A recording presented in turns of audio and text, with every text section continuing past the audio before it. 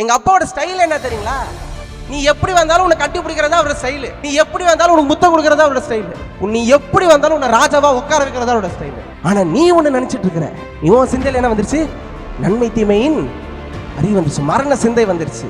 இப்ப இந்த சிந்தையிலும் நீ நீதிமானதா இருக்கிறன்னு நீ யோசிக்கணும். ஒன்னு சொல்லட்டுங்களா?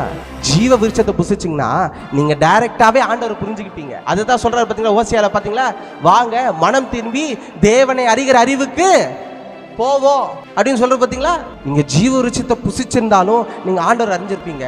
நீங்க நன்மை தீமையின் அறிவை நீங்க புசிச்சாலும் அதுக்கான ரெமடியை தான் சிலுவையில் ஆண்டவர் வச்சார்.